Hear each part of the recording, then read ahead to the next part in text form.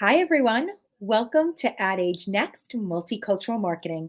I'm Janine Poggi, editor of Ad Age. Thank you so much for joining us today as we take a look at how the ad world is reinventing marketing to better reflect the diversity of cultures that are increasingly shaping the global consumer economy.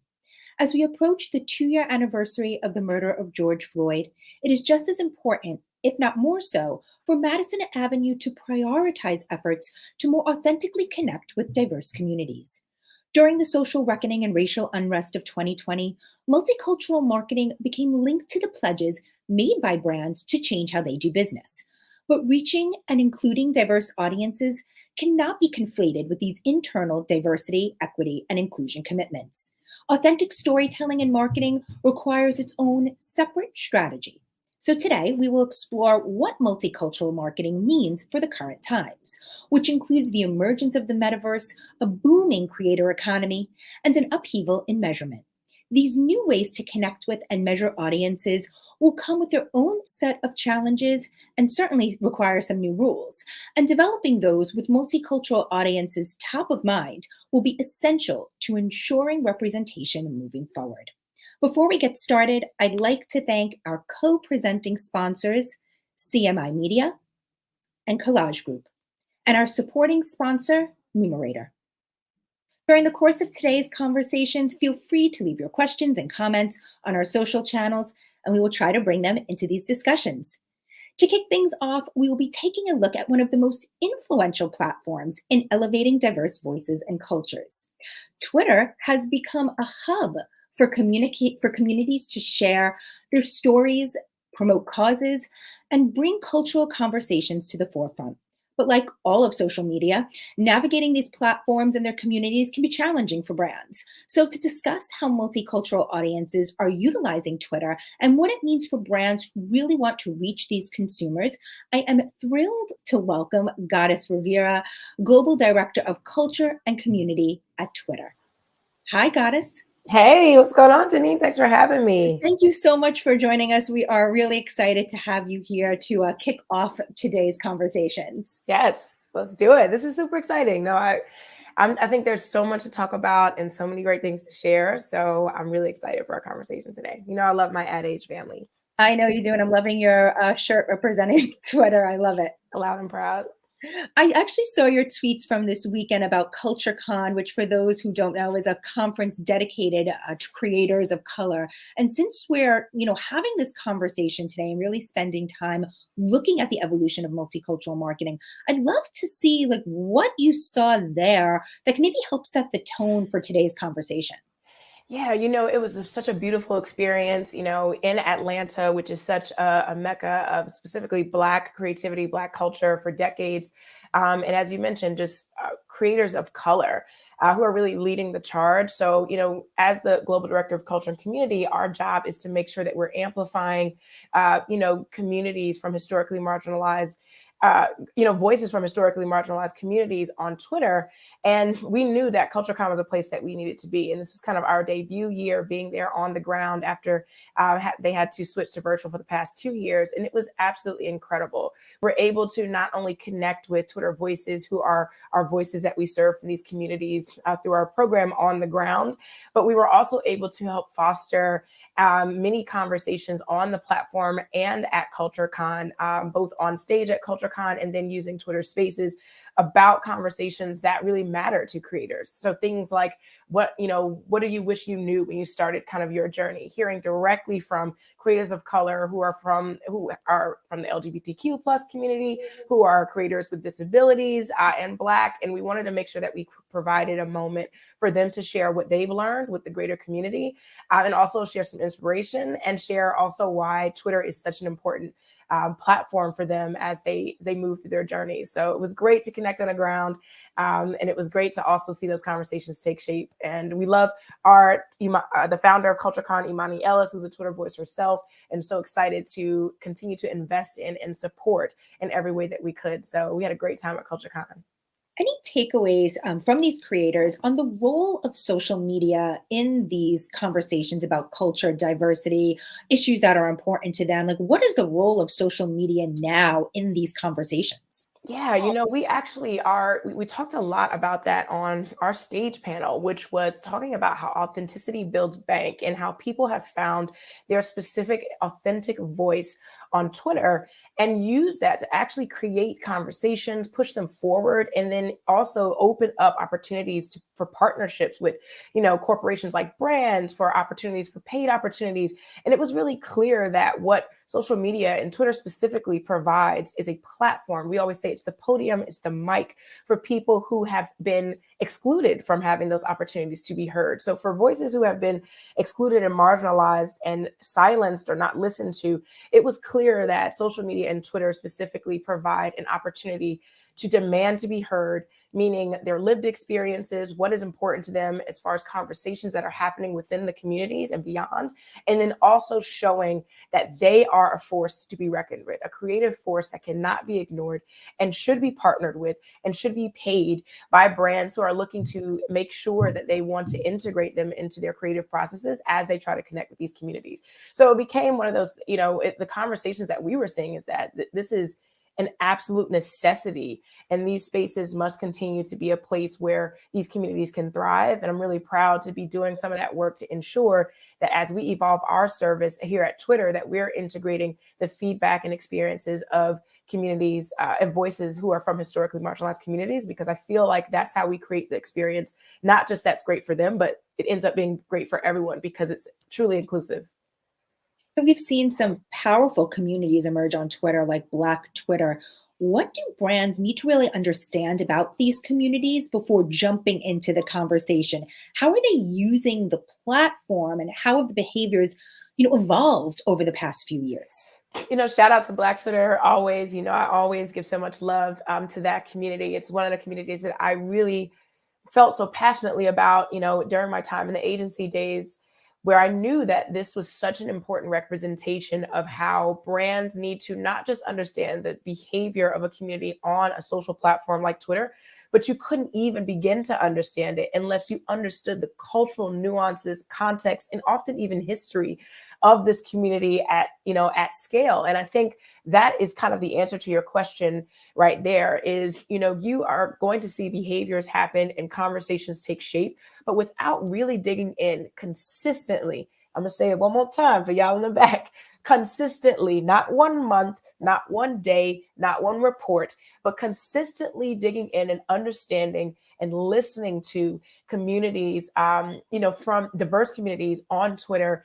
That is what allows brands to start to understand where they may have a place or not in some of these conversations. And so I think about, the evolution of Black Twitter. I mean, some of the hashtags and movements, of course, Black Lives Matter, which we know is one of the most well known, but there's also moments of joy and creativity and jokes and fun that are all very context based. And so I think what I would say to brands is to continue to have that dedication and commitment to really digging into these conversations and listening and making sure that there are people on the team to understand some of that cultural context as well.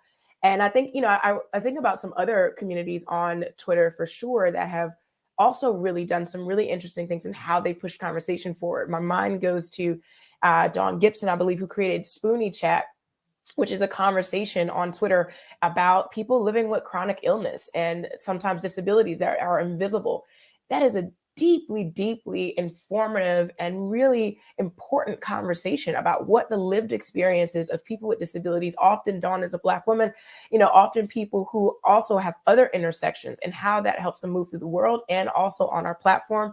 And for brands and companies to start to see how people's lived experience affect their actual experience with these brands or with industry sectors. I think that's the kind of consistency that we need to see from brands. So, one of the things that I'm really proud of that we've created just with my organization here at Twitter and with the Twitter Voices program is exactly kind of what I'm preaching. How do we listen, identify with some of these voices, and then start to really consistently listen to what they're saying?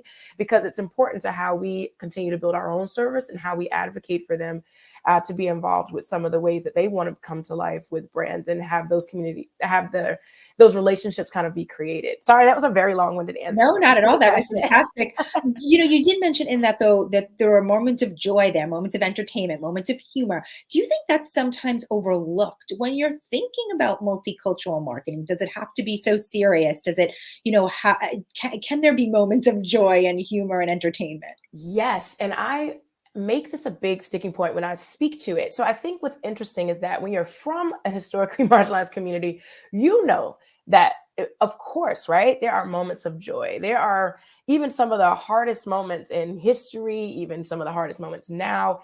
As a marginalized person living in the world, you know that to balance that out, you always find moments of happiness, of joy. And so I think what happens is when you have other entities or brands or communities that don't understand these communities and don't commit to that consistency, then it starts to get overlooked. And I think that's part of why, really creating real relationships with these communities and how you understand them is so important, because you would know that, of course, the joy is always balanced with some of the harder hitting, really important, sometimes complex nuances. Sometimes you'll get really complex conversations, and then there'll be joy and jokes even in that, because I think that's the nature of human beings, is to find ways to continue to survive and thrive. And so I think it's important. I always want to make the point that no matter what is happening to a marginalized community who may be suppressed, oppressed, that we also give space for creativity and joy within that. Because we know that there's so much more to the experience than just the trauma. And I do know that there's, a lot of what we've heard from Twitter voices from these different diverse communities that we serve, which are Black, Latinx, as I mentioned earlier, voices from the disability community, LGBTQ+, and then also recently Native Indigenous folks in the US and Canada, that we've heard that they're more than their trauma, right? They want to be seen as a fuller spectrum of that. And so that goes back to kind of some of that consistency. So as brands think about how they partner with some of these voices, it shouldn't always be approaching some of the worst parts of this experience for these people or some of the hardest things. It should also be about how can they bring joy and creativity and enhance some of the work that we see going out as well. Well, let's talk a little bit about some of the best practices that brands should really be thinking about. As you said, brands need to understand where they might fit or not fit in the conversation. What have you seen that works well or what doesn't? And where are areas that brands should lean in and then perhaps maybe take a step back? Yeah, I think a lot, and I say this a lot. I think about sometimes when it comes to like a relationship one to one, you kind of know what makes sense, right? As a person, you would know what feels presumptuous, what would feel something that feels genuine. And I think sometimes brands forget that those rules still apply when you're building a relationship. It doesn't become different. We're humans, right? Exactly. We're just human beings, right? Forging connections. And so I think that's a lot of the kind of framework that brands can think about. One of the things that I think is really important, especially when we're talking about groups that have been marginalized and are still being denied rights or certain things that are happening, is that a lot of brands should be really kind of clear and honest about what role has their brand or their industry or their sector played in the experiences of some of these groups. I think it's really hard to build a relationship pretending that certain things didn't happen or are still happening. So one of the things that I've always said, where is the acknowledgement and atonement?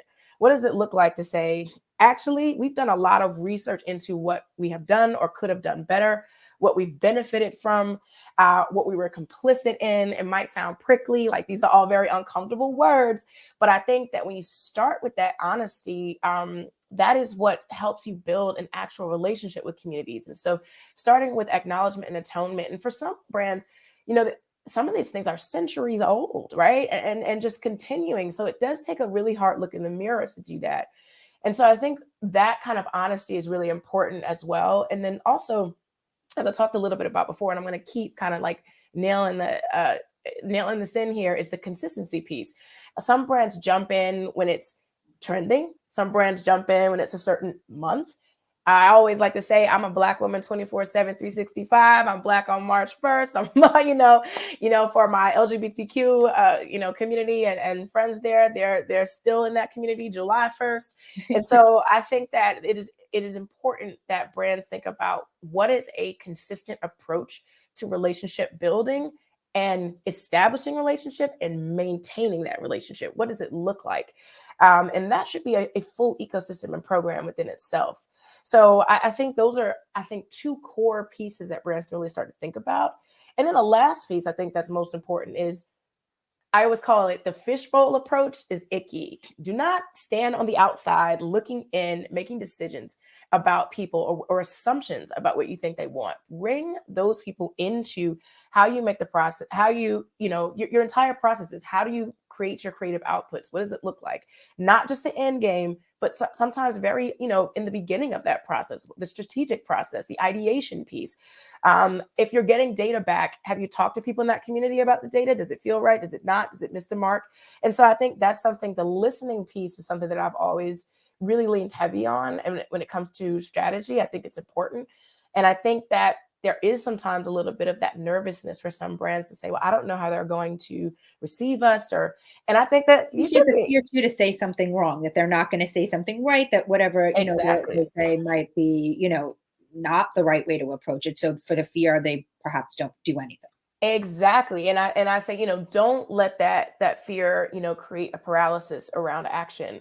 Instead, just be really honest about it. And you can really reach out to voices in the community, always voluntary. Some people may not want to be involved. Some people may be eager to be involved. I found that many people are eager to be involved when you're honest and saying, this is what we're trying to do. This is what we're trying to understand. And we want to make sure that we get this right. And building people and diverse communities and voices into how you create, I think is the number one thing that brands should be thinking about. And I think we can put some really rigorous process to that and hold ourselves accountable about it. I know I've been trying to do that myself, and it's why we created the Twitter Voices program. And I'm really proud to continue to grow that, because it really helps us become better as well.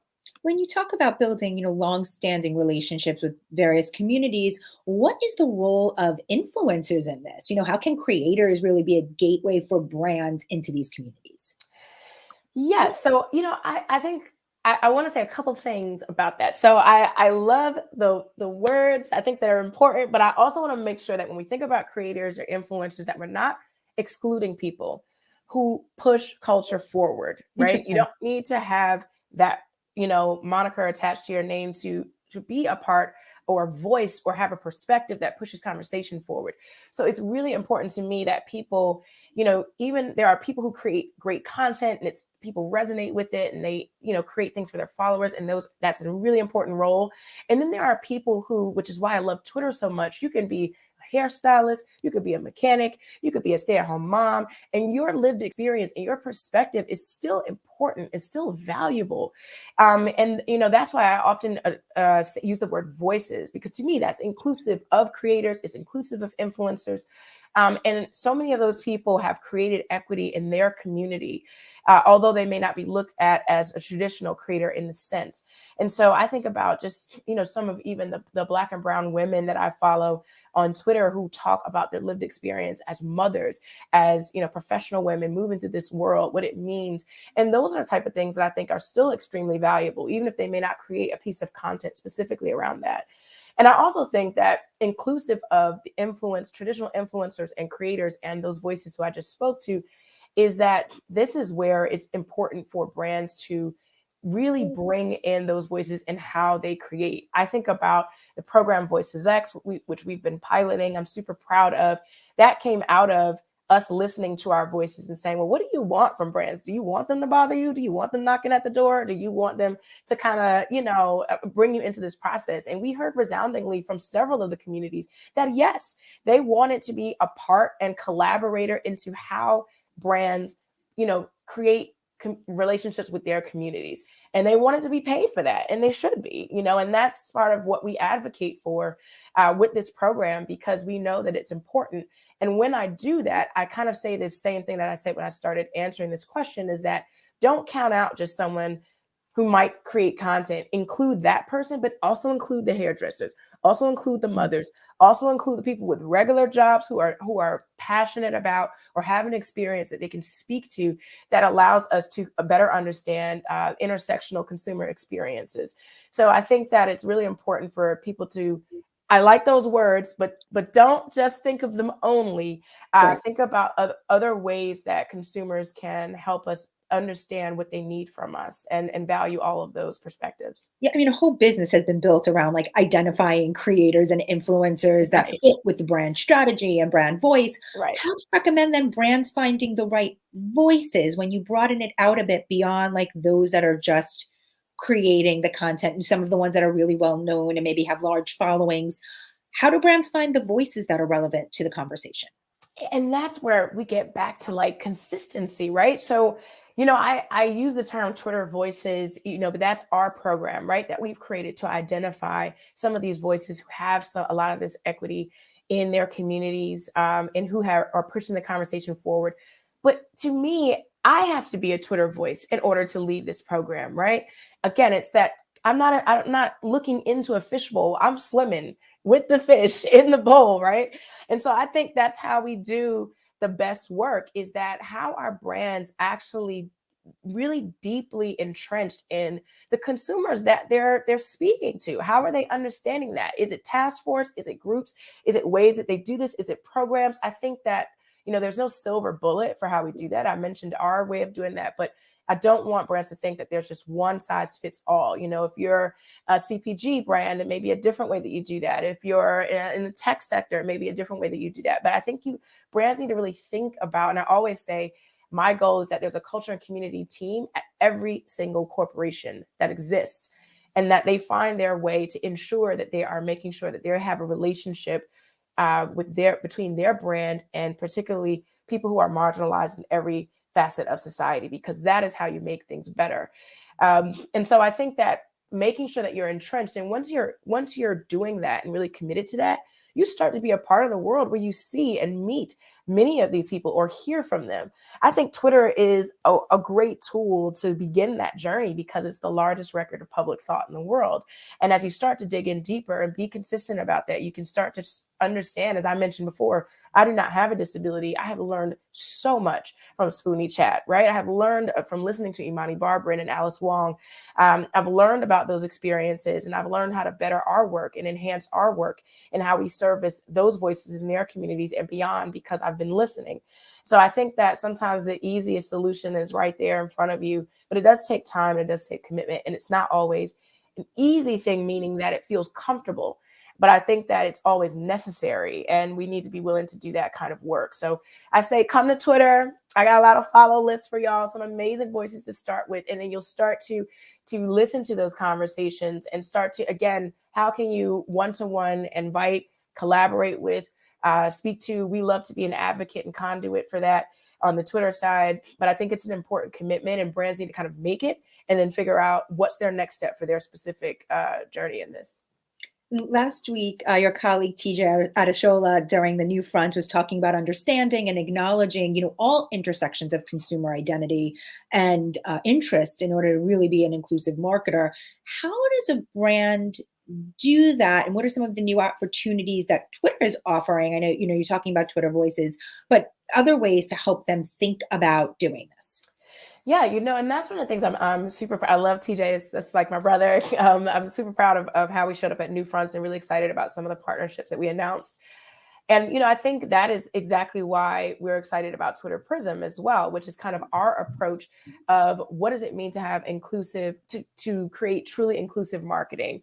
And as I mentioned earlier, my team, the culture and community team, what we are really helping to facilitate within that is the partnership with our Twitter Next team, with our brand strategy team, with how we work with our customers team to make sure that we can come in and through our Voices X program, advocate for the inclusion and paid partnership with voices from these communities, and then also help to advocate for the ethical understanding of what groups like this are speaking about, what they want to see, how they can be partnered with, because we know that that's what we're seeing and hearing from voices as they speak to us. So I think that, when I think about what we offer at Twitter Prism, what we offer from a publication side and creator side, and then also what my team specifically focuses on when advocating for not only understanding voices, but bringing them into how brands come to life on Twitter, we're extremely excited about that. And I also feel that we're really holding our own selves accountable accountable to that as well. We're not kind of just preaching about it. We're trying to say that this is what we're doing as we approach our own work. So I was glad that TJ brought that up at New Fronts, and I hope that brands will look to us as partners. We've had some great conversations with not just advocating for specific voices to be involved, but for this to be a focus and commitment and investment overall, because we believe so strongly in it. And I think that the more brands want to know about this, if you're afraid to dip your toe in the water, I say, hit us up. We'll get time with you. We'll talk about why this is important. We'll talk about what we learned and how to really invest in these communities, because we believe so strongly in it. And, of course, I think, and you mentioned this previously in the conversation, essential part of doing this right is dependent on the diversity that you actually have working on the creative and the marketing teams. I actually saw a tweet of yours recently saying that you were in a meeting that was filled with Black and Brown creatives and brand leads. How much progress have you seen in terms of the diversity of who's working on marketing and creative teams? I have seen a lot of increasing diversity, which is amazing. That was a great meeting. I was super proud of that. We Is that a are, one-off meeting though? Like, is that like an anomaly, or is that what you're seeing more and more in the meetings that you're going into? not for me in the work that we've been doing. We are adamant about working with groups that are as committed to this as we are. So what I loved about that meeting is that it was our leadership and representation, as well as some of our partners as well. And that was a great kind of creative output. And as I mentioned before, during some of my days earlier in my career, that people would say literally that wasn't possible. There just wasn't enough people that to have a global director and a head of creative who are a Black woman and a Black man, and to have a Black-owned creative agency who we were partnering with for that project. And I think that that's really important for people to know that this can and is possible. Now, I will say that I'm seeing a lot more of that. I'm super proud of our specific team, Delana Brand, and what she's done here at Twitter internally in terms of diversity. But I also will say that I do know that there's a lot of that it takes more to just having diversity. It takes a culture of belonging. And I know that, just hearing within the industry that there are some places that are hitting that mark and there are some that are not. And so sometimes I think what we're seeing too is some, people of color are creating kind of their own space to do what they need to do to be comfortable. We've seen a lot of that in the last 2 years where things have shifted so much for people personally. And I'm really proud that what we try to do is make sure not only do we have the culture of belonging internally at Twitter, but that we're also supporting some of those newer places and organizations that have popped up for people who feel like they needed to create their own space where they can be comfortable. And I think that that's super important as well.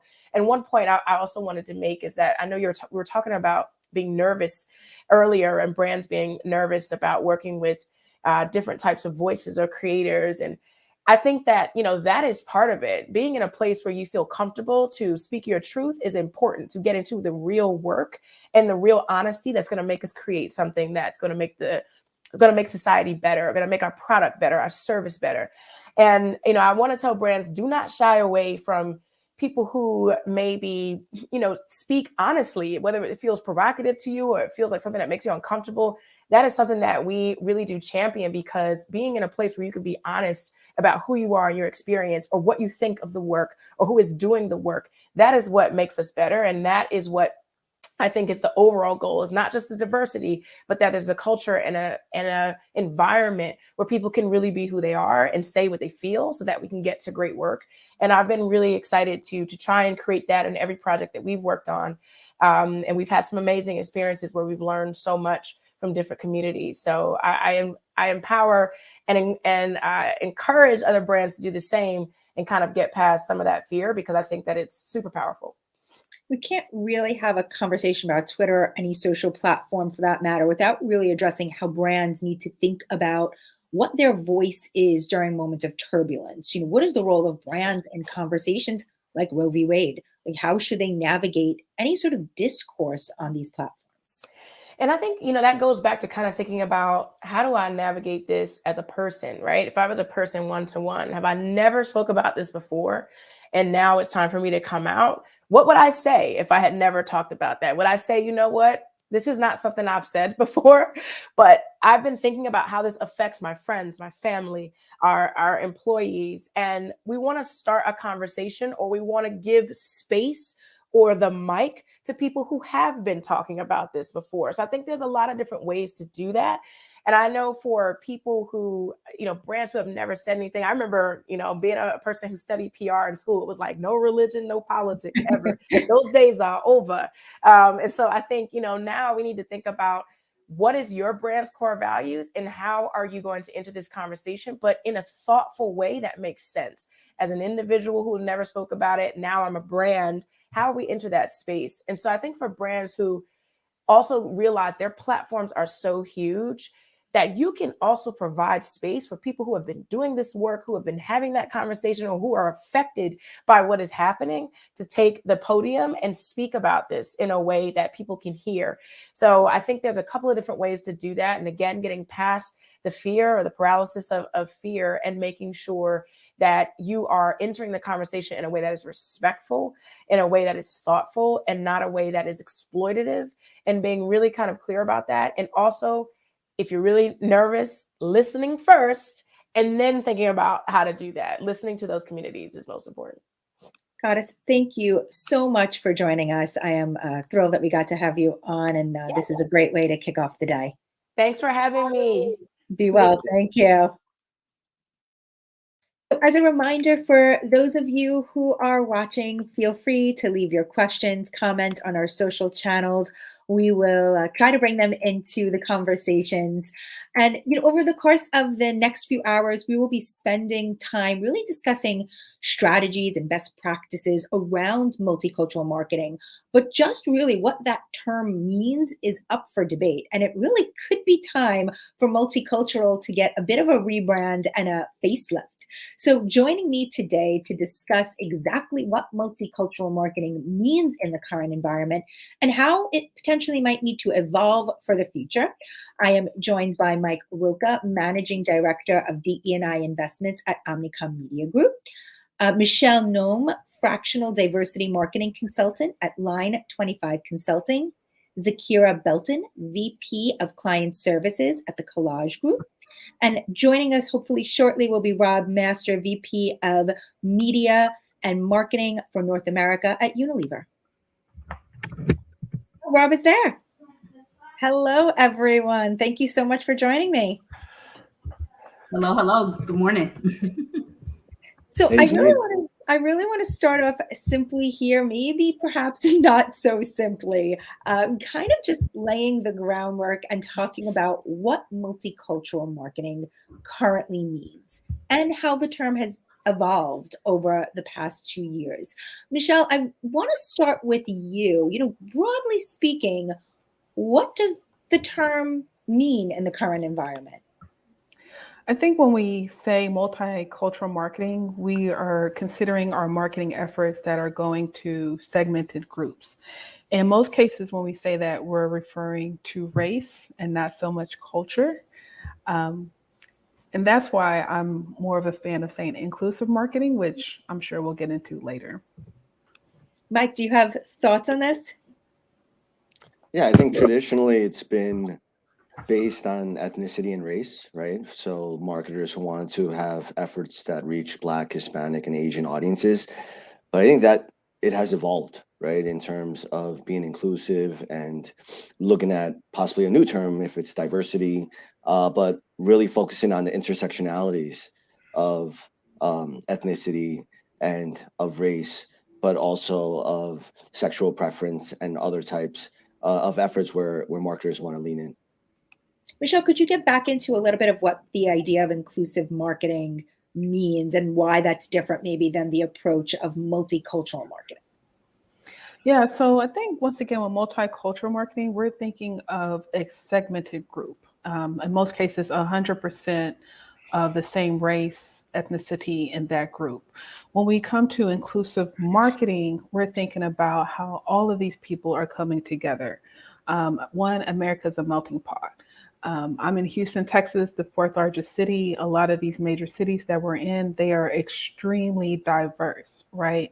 So inclusive is not about singling out a group or anyone, but it's like, what does my day-to-day look like? It's diverse and inclusive, And I think that's what we need to do when demonstrating that. Also, when we say multicultural marketing, going back to what Mike said, we're leaving out people that are LGBTQ, military, just different groups that have nothing to do with race as well. Rob, have you found race to be too limiting, and how Unilever is thinking about multicultural marketing or reaching diverse groups of consumers? Yeah, I think they both kind of framed it up really well. I think it's a little bit about also reframing it as, I think Michelle, into these cohorts or groups of people, because I don't think the multicultural term does really justice. I think it kind of brings everyone together in a mishmash. It's like general market and multicultural. And I think that does enormous disservice to one, it's not broad enough, but even to the groups maybe it was intended to represent, I don't think it does the right kind of like value to those specific cohorts. In terms of life experiences, historical perspectives, vision of America, the insights that drive them. And I think those are the types of things we should be looking at as we reflect upon these consumer groups, in addition to just being more inclusive. Another phrase that's thrown out there a lot is the general market or total market versus multicultural. Is total market now a multicultural market? And what does that mean for how brands should approach marketing? Mike, do you have any thoughts on that? Yeah, I was, thinking about the same thing with total market. I felt like, total market had the best intentions, over a decade ago when we started using the term, but I think everyone went in their different way in terms of defining what that was. And I felt like that really diluted the nuances of these cohorts, as Rob mentioned. Whereas now, from an Omnicom perspective, we don't use the term total market because I feel like it has such a negative connotation to it now, because of the fact that we want to celebrate these nuances and differences between consumers and make sure that these are areas where marketers could lean in and truly not just, focus on these cohorts for a month, but, focus on them 52 weeks a year. We were talking a lot about this word cohorts. Maybe Zakira, from Collage Group's standpoint and the research that you guys have done over there, can you talk about like what you've seen as it relates to how brands can best connect with various cohorts or multicultural audiences or inclusive marketing? What types of creative really resonates the most with various, cohorts? Absolutely. And so, what we've seen over the past few years through, leveraging our cultural brand and ad methodology is that, to truly connect, you have to make culture sort of a core component of your strategic approach. You have to deliver this authentic cultural expression. As the other panelists mentioned, it's not just about race and ethnicity, but it's sexual identity, it's gender, it is people with disability. There are all of these things that sort of define culture.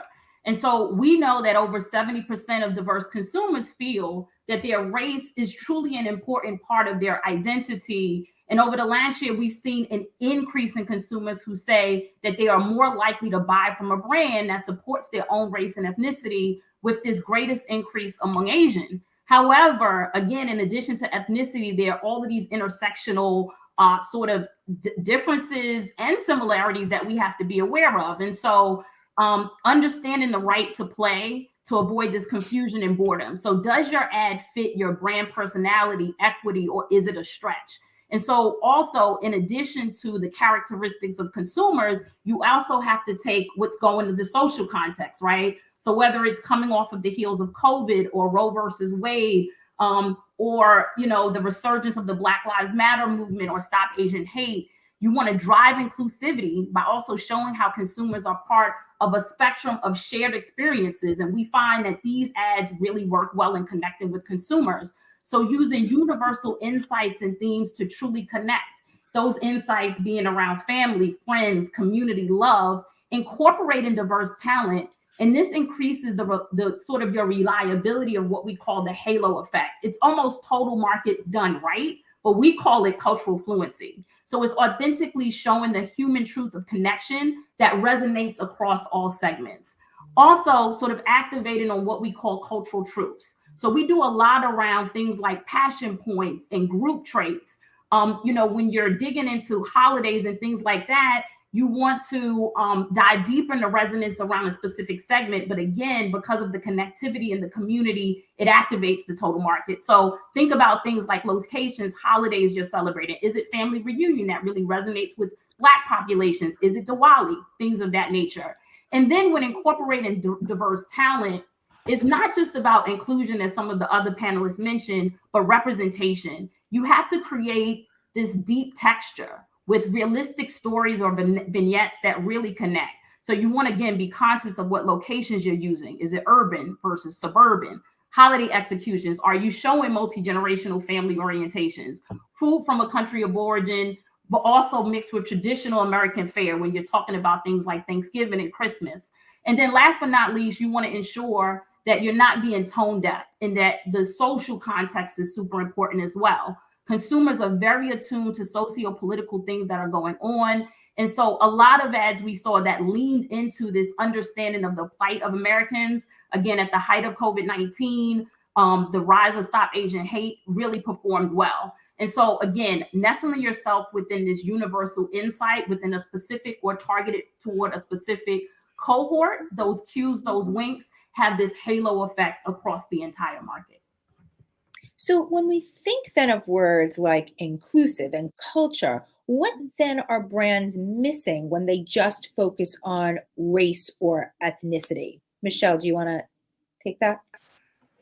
I think the biggest thing is the language.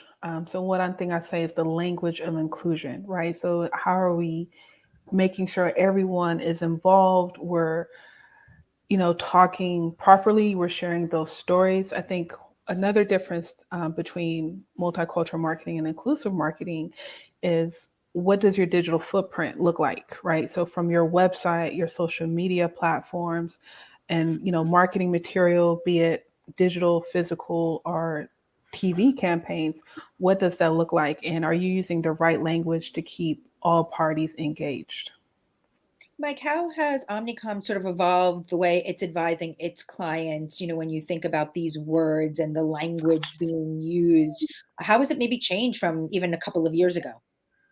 Yeah, I think words matter, right? In terms of where we all start from is the brief, right? So we're advising clients in terms of when we write the brief, how do we make sure we look at all facets of the business? And how do we make sure that there are not any blinders in terms of the business opportunity amongst these segments, specifically when we go into key markets? And I think Michelle had mentioned, Houston being one of those markets. But I think it's almost as if, you want to win an election, right? We look at the collective market, because there's so many nuances between market by market that we really are advising clients to take a closer look at the business. And I think that's what many of our clients are starting to look at, a reassessment of their business, a reassessment of their creative, of their media. How does their values manifest itself into a media plan, right? So at Omnicom, we started trying to truly kind of diversify our thought in terms of everything from the brief down to measurement, and kind of peeling those onions and making sure that there aren't any obstacles or barriers that prohibit inclusivity. Hey, I wonder if can I go back to the question you started with, which I thought was around like this general market, total market versus multicultural market. So here is kind of like a media leader, kind of representing Unilever in the media market. I think there's been a lot of progress, but I'm just thinking because you asked over the last couple of years, I think to some degree in the content and casting, I think we've begun to see how we mirror the world and representation in this country. I mean, there's a long way to go, but I think if you look at advertising today and you just stop and watch advertising, I think you see a much richer, broader representation. But I think in the world of media, it reminds me about 20 years ago, Nielsen did this amazing study on television, and it looked at the top 10 shows among Black audience versus white audience. And there was almost like no overlap. Like the top, like 2 or 3 shows among the Black consumer didn't rank in the top 100 among white. And it was the same. But if you look at what happened, I think over the last, decade plus, that's just simply not the case anymore in terms of composition. And I think, one of the many things about reality television was reality television and the birth of reality TV. I think that was like an early step of like, I think, reflecting America in casting and bringing people together, in that, we brought all types of people into programming, of sexual orientation, of gender, of class, certainly of race.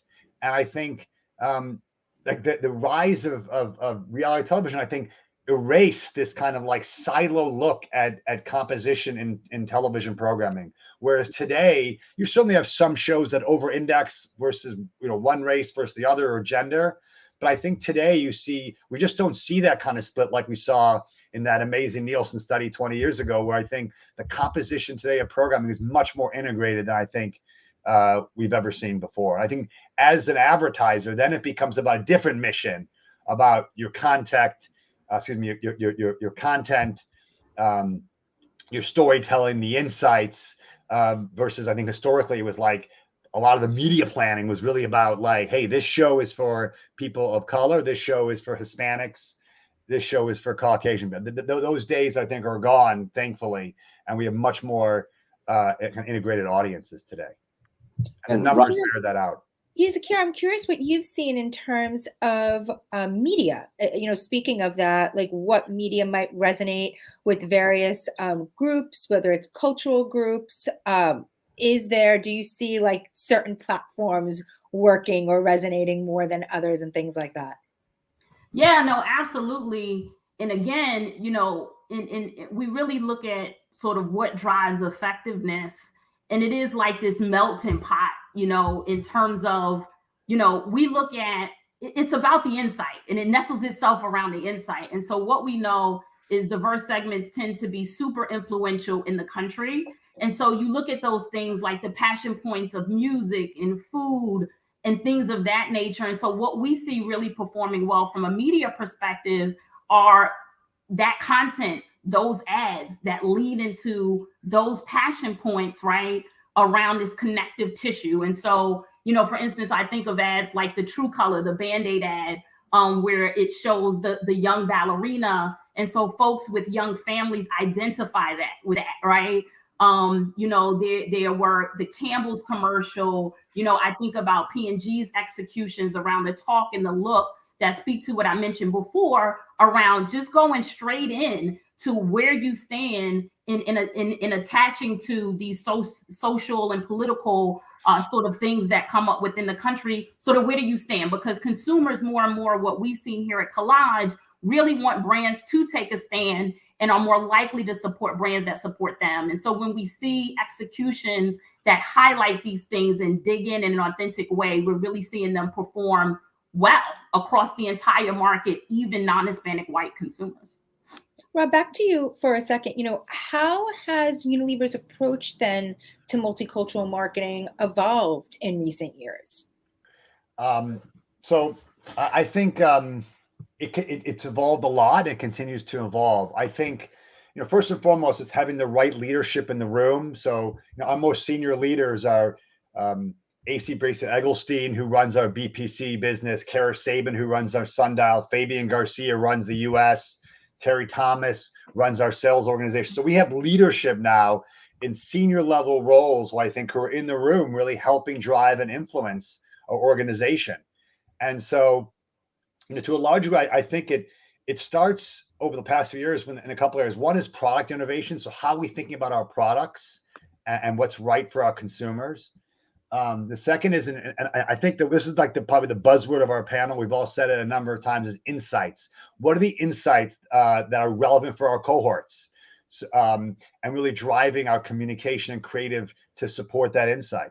The other is around sponsorships and media planning and making sure that we have the pipes set up for like this amazing creative and that's based on kind of rich consumer insight. So I think that's a large part of it that we've really continue to drive. And so we also put a lot of emphasis, I think, on ensuring that people like myself across the organization are much more well-versed to nurture these consumer cohorts and ensuring that we're thinking, as I said, the entire kind of supply chain from product innovation to creative, to the insight, to sponsorships we associate with.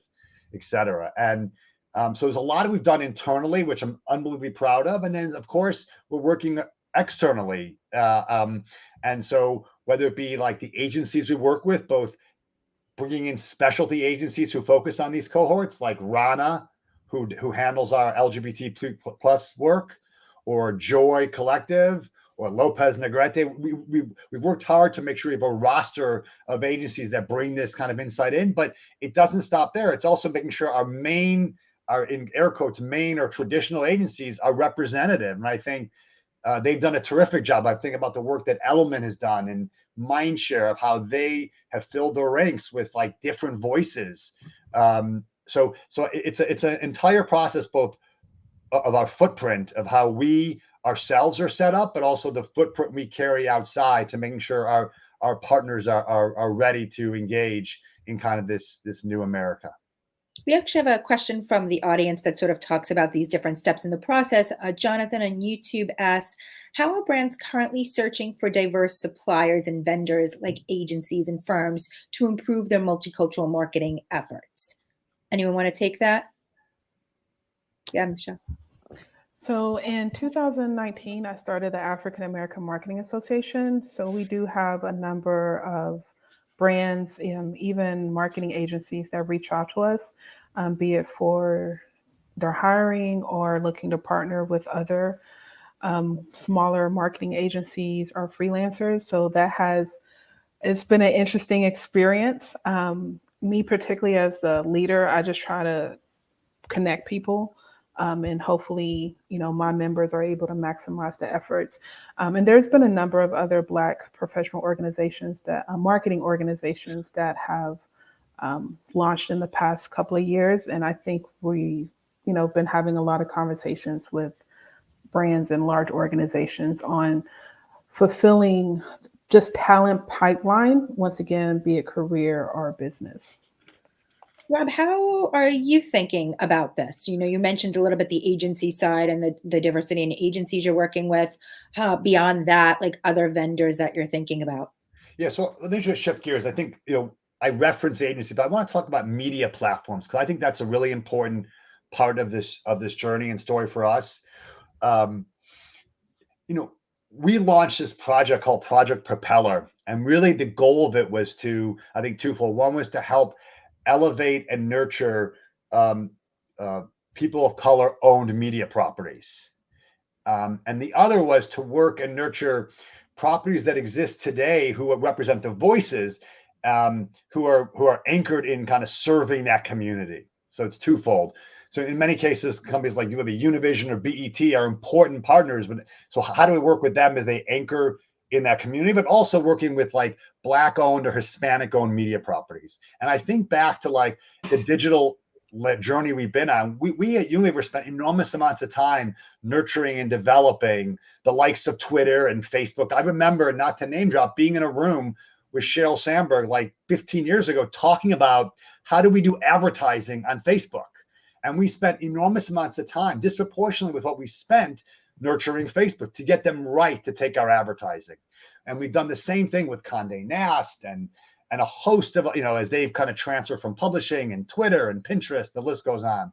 And what we found actually was a number of small Hispanic or Black owned or Asian owned media properties were not making it through our RFP. In large part because we have these, we have like very strict standards, and for good reason. We're living in a digital ecosystem that needs to have third-party measurement and brand safe content and, a lot of standards. But a lot of these, they just didn't understand what it took and the partners you need to like sign up for third parties to like get a Unilever dollar. And so we've spent a lot of time over the past year or two, and there's a woman on my team named Jovan Martin, who's really led this initiative of Project Propeller to work with our agency to help nurture and develop and have these smaller media companies understand what it takes to get a Unilever dollar. Because we're confident if you can get a Unilever dollar, there's a lot more dollars you'll be able to get. And we're going to be to help you drive and frankly propel your business. So we're working with like 30 plus different small media companies now, Black or Hispanic owned, to help, again, spend disproportionate amount of time with them based on our spend to help propel them and their business. So that's a large part, I think, of how we've kind of been managing and thinking about this over the past couple of years. And And I think it's been unbelievably valuable for us for reaching and connecting with the communities. I mean, there's a lot of changes also happening now in the media channels. We're thinking about the rise of things like NFTs and the metaverse and the creator economy. And all of these will be various channels that you will have to evaluate in sort of the similar way, I imagine, to how you're sitting down and speaking with media companies now. Michael, how does multicultural marketing live within things like Web3 and influencer marketing? How are you thinking about it? We're thinking of it in the same way that we're thinking about like just this question that Jonathan asked, right? In terms of diversity and making sure that we are upstreaming diverse owned, diverse operated and reaching partners. Janine, we just did our in-front sessions, which thank you for the coverage on that. But that's all about kind of bringing that to the forefront of our brands, especially the brands who are kind of in the initial stages of their D&I media journey. And I think from NFT or a metaverse perspective, it's all about the folks who are behind the scenes, right? So, Rob had made a mention earlier about the evolution of media composition and how like the top programs against Black audiences are very similar to that of just like the mass audience. But there are still nuances from a media consumption perspective and from a content perspective, specifically when it comes to for us, by us type content, right? Content that's specifically produced for these cohorts that are written, directed by these cohorts as well. And I think that same application goes for NFTs and especially the metaverse, right? Specifically when you're creating these experiences, making sure that we have people behind the scenes who reflect the audiences that they're serving. So we have created teams within Omnicom who are tackling this to make sure that, again, that there are no biases in the process, but making sure that we're kind of peeling every cover to make to ensure that there's inclusivity at every step.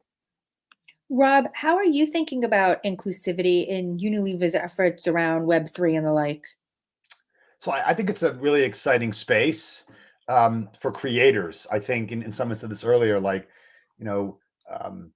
culture and change is really tends to be driven by the diverse population in America, by Black creators, Hispanic creators. That's where I think trends begin, whether it be in music and art. And I think this empowerment of NFTs in the meta universe, I think, opened this up now, and they democratize that in a way, frankly, that we just haven't seen ever. And so I think that's a really exciting space for us to dig into. We're certainly evaluating and dipping our toe, and we've done a couple cool things in the space, and we expect to do a lot more. But my sense is this is going to be a huge opportunity for the creator economy and people who really are at the cutting edge of kind of art and science. Sakira, how would you rate or sort of evaluate the progress that's been made in the ad world's efforts around multicultural marketing over the last year or so?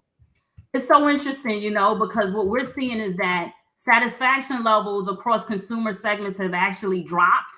We are only really seeing improvements within Hispanic subsegments like the unacculturated segment. And so, while we see like a 10 percentage point increase in sort of the already high importance of race and ethnicity for diverse consumers, even as satisfaction of portrayals fell by an average of like 8 percentage points across segments. So, you might ask why we see this drop. Clearly, there's sort of this rising increase importance of race, but it's confounded then by the sensitivity and sort of greater backlash that we're seeing to representation in advertising if it's not done right. So we know, right? We work with over 200 brands and we see them doubling down and wanting to invest more in this area and taking it more seriously. But based on consumer sentiment, we know that there's more work to do. Because while we've seen the increase in spend and more sort of intentionality, we've also seen, a drop in satisfaction levels. After 2020, the resurgence of the Black Lives Matter movement, COVID, and then particularly polarizing election year, you then see the rise in awareness of Asian hate crimes. Consumers are just a lot more conscious, aware, and sensitive to the people and world around them. And so we believe that this is what's driving this sort of rise in expectation from consumers around inclusion, representation, focus on social justice and being transparent. And we're seeing this especially within the Asian segment, who are about probably like 15% or so more likely than last year to state that they would support brands that support them. And at the same time, with this segment, we see that they're least satisfied with their portrayals in advertising, with about an 18% percentage point drop over last year. So we're just seeing the quality thresholds and expectations of consumers going up. Michelle, just to end things, what do you think really needs to happen next to help push progress forward? I think companies have to understand that this needs to be integrated into their brand DNA, right? So going back to brand core values, this has to be a lifestyle that has to be communicated effectively and efficiently to all of these communities, and not just one-off situations. We can't wait until a crisis happens in order for us to support a community. Great. Well, thank you, everyone.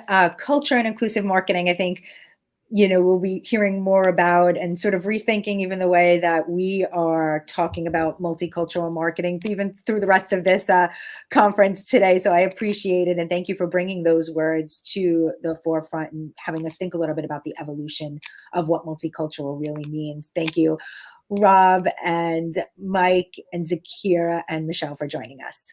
Thank you. Thank you, Janine. Thank you. Next up, we have Studio 30 in conversation with CMI Media Group, one of our sponsors. Thanks, Janine. I'm John Dioso, editor of Ad Age Studio 30. I'm pleased to be joined by Susan Dorfman, President and CEO of CMI Media Group, and Jim Woodland, CEO of Compass. Susan and Jim, welcome. Thanks for having us. Thanks for being here. Nice to see you again, Susan. You as well. Great. And today we're going to discuss why diversity and inclusion are vital to healthcare marketing. So if we're going to do that, if we're going to discuss the importance of equal representation regarding healthcare marketing and media, it is relevant that CMI Media was founded by a Black man, Stan Woodland, Jim's dad, and now CMI's executive chairman. Jim and Susan, why don't you both answer this question? How have CMI as a company and your own tenures as CMOs of CMI Media and Compass, respectively, been influenced by Stan's experience and your own in this industry? Sure, I'll take that first, John. Thank you for the question. Thanks for having us today. I would say, obviously, I grew up around this business, and for as long as Stan has run this business, he has instilled in all of us very much an entrepreneurial spirit. That's how he founded the business, and it's how he's expected us all to carry the torch as he's continued to work through it. So we were founded that way. And what it comes down to is giving everybody their shot. That's what he was afforded when he was early in his career. He had the right people who supported him the right way and just gave him a shot. They gave him opportunities that on paper he probably wasn't qualified to take on. But he applied himself. He put the time and effort in and was creative and smart, and then made things happen. And so we do the same thing with our people. We really encourage them to take leaps and jump into situations that are going to make them uncomfortable, because that's really when the best things happen. And it's really just carrying on that legacy throughout our organization. Susan, what about you? You've been with the company for a bit. You're now the CEO of CMI Media Group. Tell us about how your experience and watching Stan and helping him build the company up, how that all weighs into it. Oh, and what an experience that has been. I got to say that through the 12 years that I've been working with Stan, I've transformed myself significantly too. So coming to this business and working with Stan from large to startup tech and data companies, I had a different perspective and different mindset. When I started to work with Stan, there were two big things that he had given to me. One is the concept of the platinum rule. So unlike the golden rule, where you do unto others as you'd like done to yourself, his rule, which I think fits so perfectly into the multicultural spirit of how we want to engage, is the platinum rule is considering do unto others as they would like done unto themselves. That in combination with Stan's entrepreneurial spirit, but also a slow and steady pace of patience and tolerance to pull out your hand, bring people along, help people, coach people, educate people. they became the backbone, I think, of not only who we are as an agency, but who I am as a leader. That's great. Now let's talk about, I don't want to talk about it, but it's part of our reality now. It's COVID. So health and wellness concerns have become even greater for everyone as we slowly progress to hopefully to a post-COVID world. According to your data, what are the audiences and marketing opportunities that big brands are possibly missing out on? Yeah, I think we've seen a lot from COVID and what happened during lockdowns, not only around health inequality and access to care, but also health inequality and access to information, quality information. And as a media agency, we are that first step in healthcare, because health is as much knowing as it is about doing. We provide that information. And boy, depending on how we look at health equity, depending on how we look at multicultural or multi-focused initiatives, there is tremendous opportunity for us, for the brands that we are serving, especially in healthcare, to lean in more, understand their diverse patient populations beyond the demo, and be able to serve them content, to be able to support them, to be able to do it in an omni-channel way that is most meaningful for them, based on the knowledge of who they are. Can you talk a little bit more about the demographic diversity within the demo, as you were just hinting at, and as also as far as like in an on-the-channel way? So what are some of the ways that maybe some brands are not actually taking advantage of that you may have seen some of your clients? Yeah, I think, yeah, that's a great question. I think a lot of times, John, it's more of an afterthought as opposed to a strategic thought. So, looking at COVID overall, when COVID first hit us, right, there were diverse patient populations from a cultural perspective, where you had certain zip codes that just, A, didn't have access, B, didn't have trust, C, a multivariate of those combinations. You also had older populations within those groups that, even if they had access, didn't know how to get that information. You had younger generations of caregivers who were leaning in and supporting. Had we been considerate about the different subcultures, the different subgroups that we were trying to communicate to, understand their what, understand their why, we would have been able to be much more effective and help more people in everything that we do. It was a unique chance. So looking at hindsight gives us a great deal of foresight in what we could do. We learn, right? Every day is a lesson, every day is knowledge. And there's a lot of learning that we have right now to be able to bring forward with us. And so it really is a matter of paying more and better attention to the channels that exist. Purposeful, yeah, much more purposeful attention to understand the different groups, understand where their channels of accessibility, understand their pain points, their needs, understand some of their challenges, understand what their journeys are to be able to get care, access to care, trust in whether it is healthcare companies or healthcare providers or others, right, within their connective stream.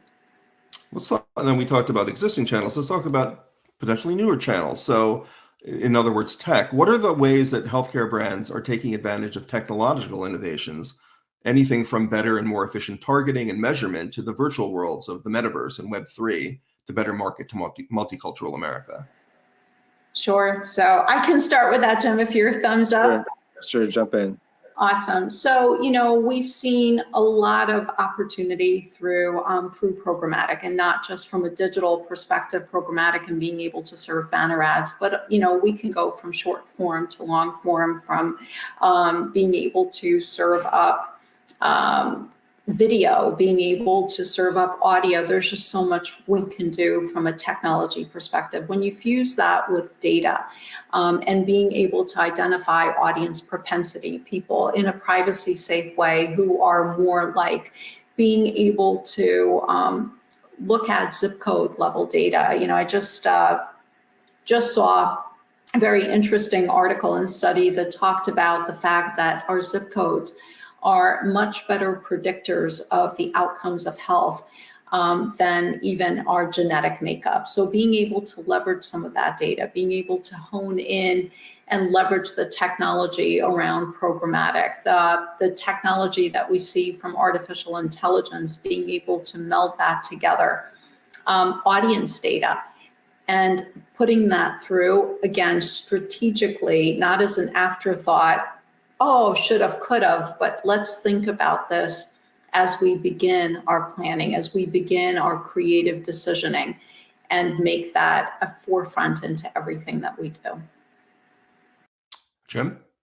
Yeah, if I could add, I mean, it is actually one of the bigger challenges, because if you think about trying to reach all of these diverse populations, you have to, at least with these new technologies, it presumes that these technologies exist in everybody's homes or in everybody's wallet and in their hands.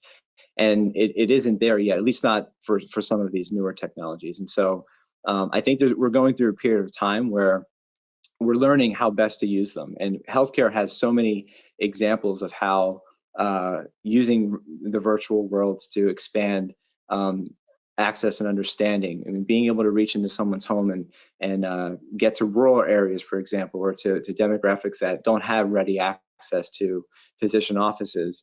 We're seeing the early stages of it. It just has to match up with the actual usage and accessibility of the technology itself. It's kind of a different problem to solve, but it's there nonetheless. I love that when both of your answers. I mean, one of the things I feel that does pop up a lot when we're dealing with talking about marketing in a multicultural America, it's that presumption of something, presumption of some type of status quo, whether it's access to technology that maybe some communities may not have as much access to as others, or like, the great example that you just said, Susan, about the zip codes, which I never even thought of. It's a different way of looking at geofencing and geo-targeting, isn't it? By looking at the actual zip code and looking at the data that goes along with that. You don't even have to be contextually in that area to know that information. So there's a lot to take advantage of there. All right, we have room for one more question, and it's a big one. So I hope that you guys have a lot I'm sure you do have a lot to weigh in on this. It's about this recent survey that actually there's been a lot of recent research here, but most recently there's been a survey by Gallup that reveals the need for companies to coordinate their DE&I initiatives with employee well-being programs. One reason is the discrepancy of experiences with and access to the healthcare system, talk about presumption, between whites and blacks and Hispanics, not to mention people's psychological and mental well-being in reaction to the 24/7 news cycle. So the question is, what are the lessons that brands and agencies should take away from a range of issues that affect different people, and what they can do for their employees, customers, and partners? Jim, do you want to take this one first? Sure, I can start. I mean, it's like anything, it starts with listening. And it's so easy to jump on the latest bandwagon of there are a million employee well-being programs that exist out there, more than you could ever ask for, or that we've ever had before.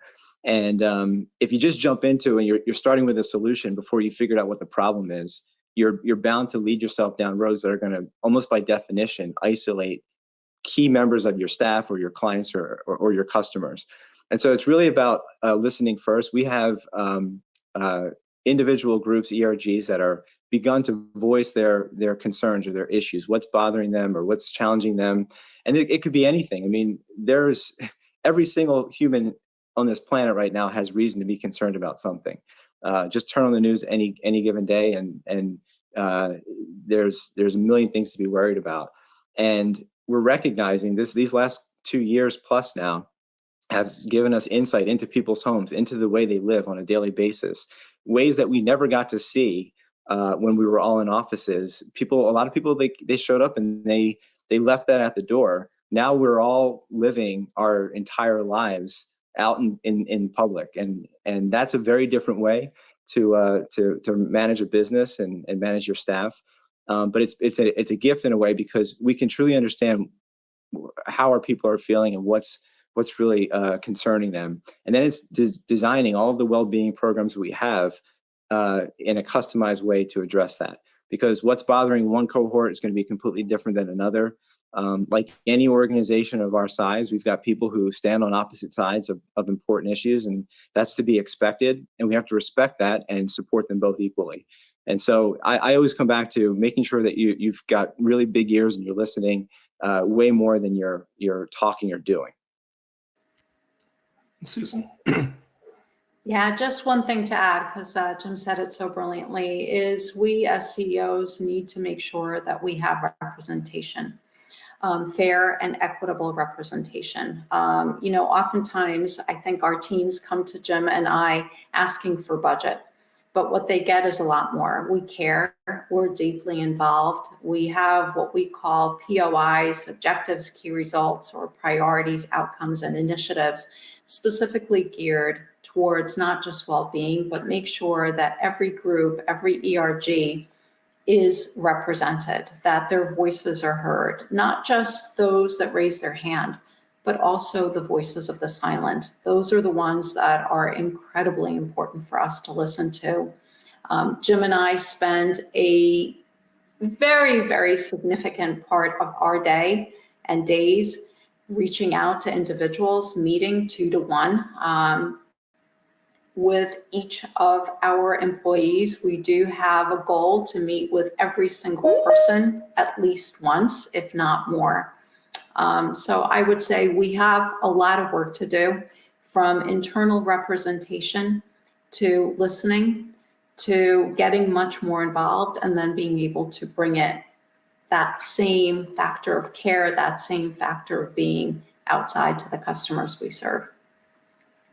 Well, I can't thank you guys enough for joining me today to talk about such an important issue. Health and wellness, always important, especially in such troubling and challenging times. So thank you so much for joining me today. Susan Dorfman, President and CEO of CMI Media Group, and Jim Woodland, CEO of Compass. Thanks for a great conversation. Thank you. Thanks for having us. See you next time. Up next, my colleague Ad Age reporter Jade Yen with how small businesses can reach diverse audiences. Take it away, Jade.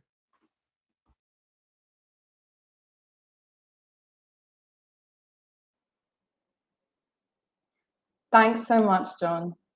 Hi, everyone. I'm Jade. I'm a reporter for Ad Age, and I'm excited to get into this panel. So we're moving into a session about inclusive marketing in the craft brewing industry. There'll be time for audience questions at the end, so please leave them in the chat and I will do my best to get to them. Joining me today, I have Dr. J. Jackson Beckham, Principal of Crafted for All, LLC, which is a consultancy that helps craft breweries become more equitable. Dr. J is also the Equity and Inclusion Partner of the Brewers Association. We also have John Carruthers, Communications Manager at Chicago's Revolution Brewing, a Chicago-based brewery and the largest independent brewing company in Illinois. Hi, everyone. Looking forward to this conversation. So just to set the scene a bit, the craft brewing industry has been historically pretty undiverse, with a report last year from the Brewers Association showing that around 93% of craft brewery owners are white and around 75% are male.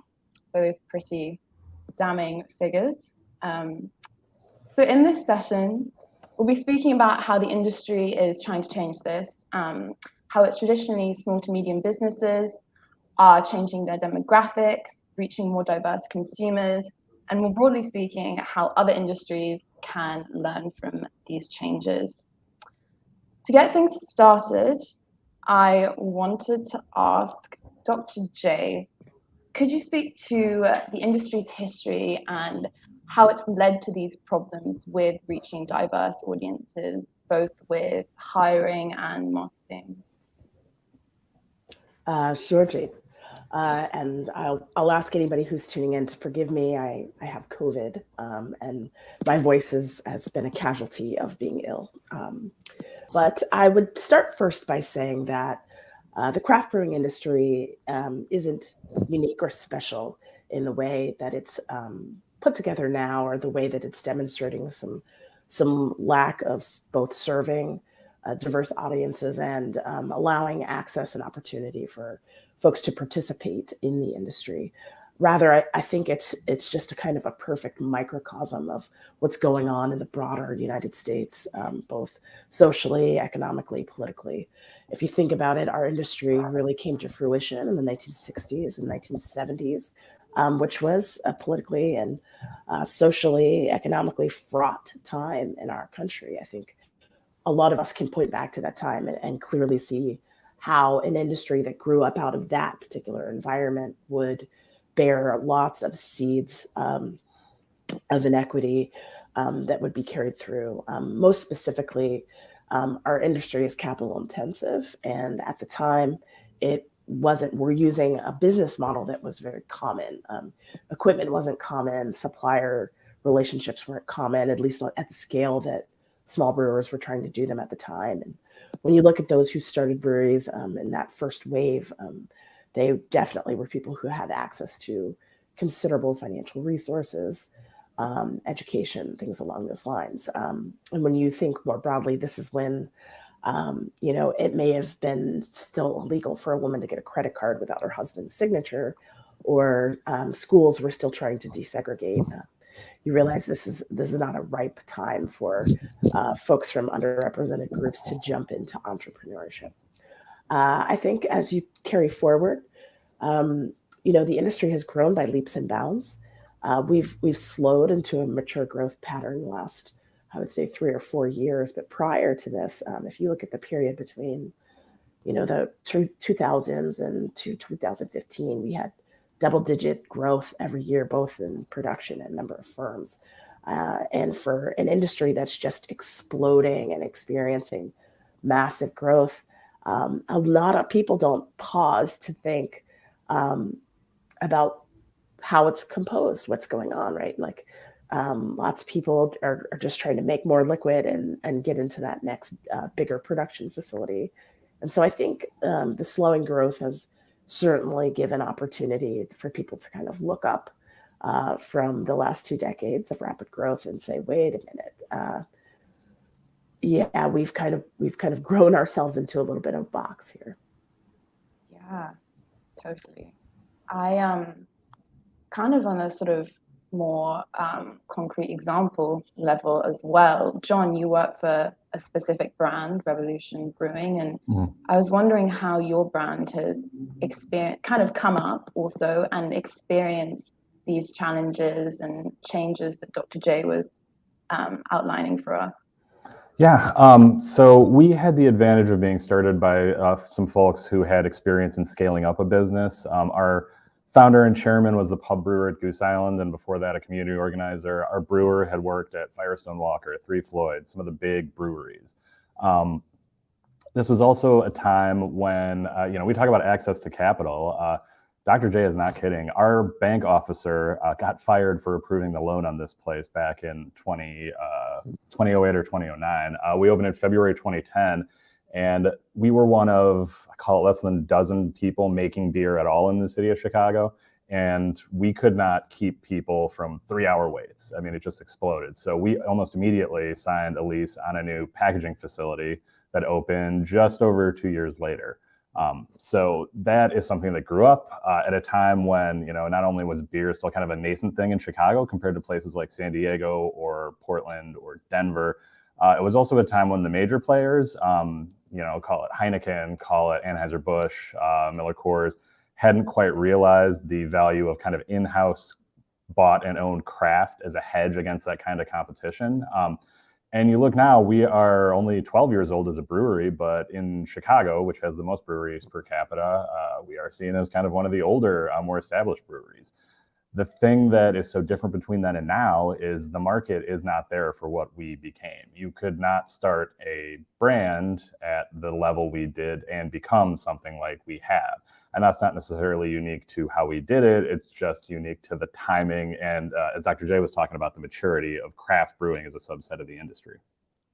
So just to clarify, people couldn't do what Revolution Brewing did now. They could with enough money, but they couldn't by scraping together all the nickels and pennies to buy a single building with no packaging facilities and then hoping that the growth explodes so much that we can become a regional brewer in a fairly short amount of time. Mm-hmm. Yeah. I mean, so to think about the solutions, I guess, to this, I know, Dr. J, that the Brewers Association has been doing some great work around this. And could you outline some of the ways you're addressing these issues, what works, what doesn't, and also what problems you encounter when you give marketing advice? Yeah, I would say in general, the Brewers Association, we're the nonprofit trade association for independent craft brewers in the United States.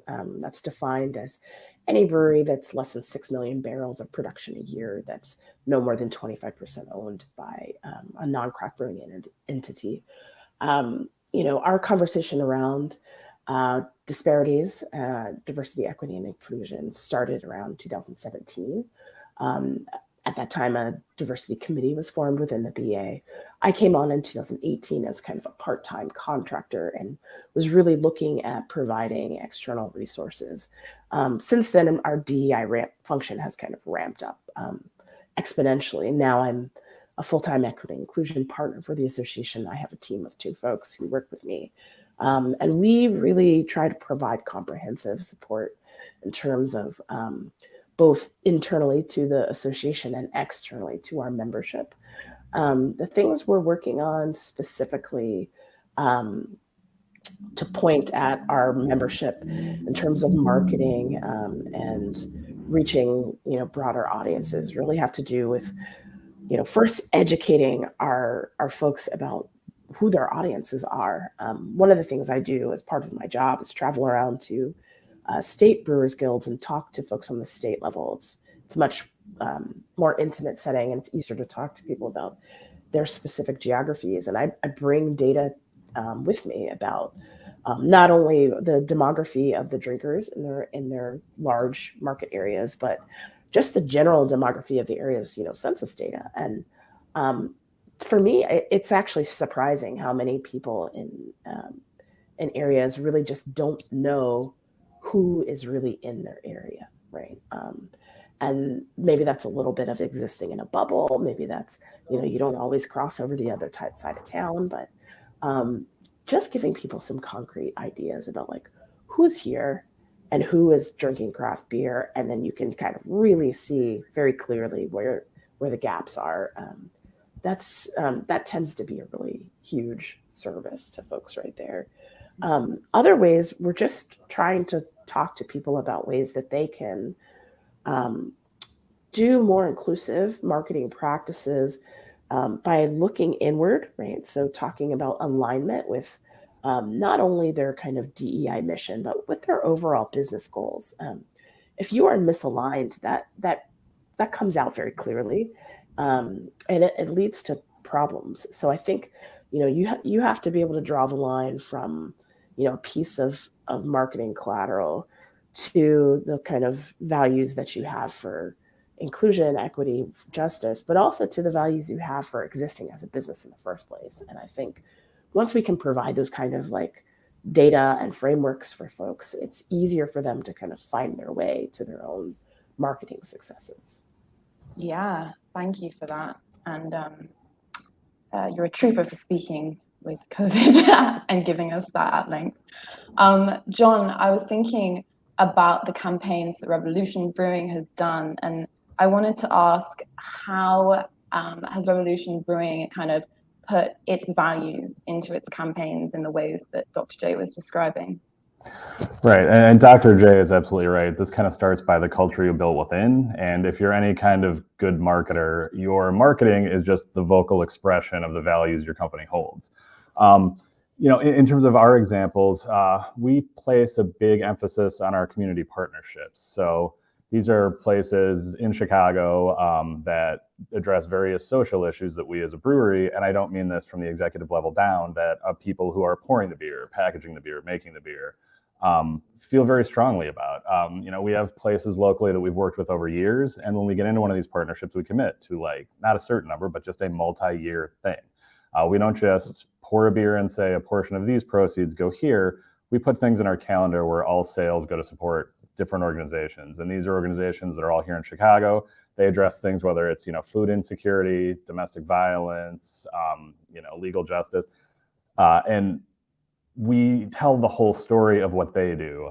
The beer kind of is the chaser to a lead up of, hey, this place puts, ex-felons to work, in careers in warehouses or logistics and things like that. So the point is, these things are something that we commit to every year, but it's not that kind of social programming reminder approach that is not my favorite, where, calendar rolls over to June and your social platform gives you the reminder that this is Black History Month, or this is, Women's History Month, or Juneteenth is coming up. A lot of brands swoop in, change the avatar to a rainbow for June, and then swoop back out right after. And part of what we really value with our approach at Revolution is thinking about, each and every one of those kind of partner relationships all year long, even if, we're only selling a beer for 2 or 3 months.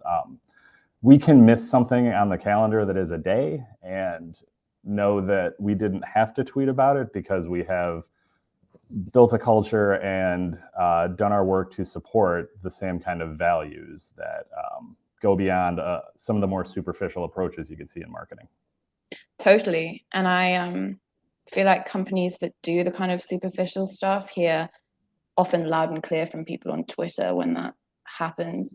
I'm sorry, Jay, we specifically do, back in like all events all the time mode, we specifically would do our LGBTQ party in December because we wanted it to look like the very furthest thing from the kind of cash in that you see brands these days going for with public sentiment around those issues changing. Yeah, totally. I wanted to quickly ask you about hiring practices and diversifying internally, and kind of how that's affected external marketing as well for you. Our hiring, we are lucky to have a very forward-thinking HR team, kind of empowered to do that. They've done some really interesting things, not just in terms of, promoting diversity and inclusion, but they do things like, doing their best to ignore the names on resumes and just look at, levels of experience and dates worked and stuff like that, because even subconsciously, the person reviewing those can bring biases about, race, sex, culture. We are more and more moving away from kind of hard requirements for education in some of them, because again, as education has become more of a financial burden to, double for every kind of 10 years we go, that can be another barrier to being, an inclusive, welcoming brewery to develop people's careers and represent the community you serve. It's also, it's not hiring specifically. I think the most important thing is you're not hiring specifically to have a more diverse room. What you're doing is you're trying to empower a representative kind of number of your community to not just like get in the door, but advance their careers, learn new things, do professional development, if need be, leave you for a better opportunity. I think it's a very short-sighted thing to say we're hiring for diversity's sake, and a very smart thing to say we are committing long-term to having, like a very engaged group of people from all different backgrounds, representing us as a brewery, as a brand. Yeah, no, totally. Thanks for unpacking that. I think speaking more broadly about the craft brewing industry as a whole, so Dr. J, when we spoke previously, you spoke about this interesting concept of the need to professionalize. And I was wondering if you could kind of elaborate on that, and also just speak broadly about how you think small businesses and brewers are uniquely poised for equitable marketing. Yeah, that's great. I think one of the things that our industry is known for, or has been known for historically, is a kind of DIY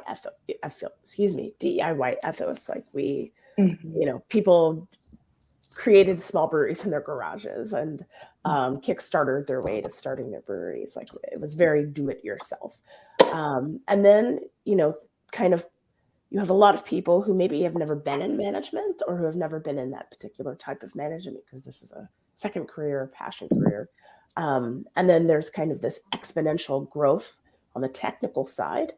I think we did professionalize quite well as an industry over the last 15 years. If you think about things like quality control in our industry is just miles away from where it was in previous years.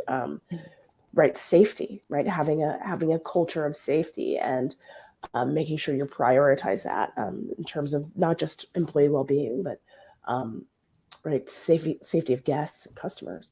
Sustainability is a question that we've brought a lot of both research and best practice to. So we've done a lot of this professionalization work on the technical side. Where we have not done it historically well as an industry is on the people side. So, a lot of our businesses do not have dedicated HR departments or HR even professionals. A lot of our folks don't have the size or capacity to float a formalized DEI or equity function. And I'm sure John will speak to this. A lot of people don't have a lot of resources to float a dedicated marketing professional. So all of these kind of like human-centric parts of the industry have for a long time been kind of floated on a, ask somebody who figured something out or, who's good at social media. I read this article, maybe we should do this. And, it's time to bring some kind of structure and intention to that practice. And that's certainly where the key of our work is at the Brewers Association. Yeah. I wanted to also quickly ask you, the craft brewing industry is also known for its sort of attitude towards being a little guy and kind of opposing big corporations. Could you speak very quickly on how that kind of also ties into this? Yeah.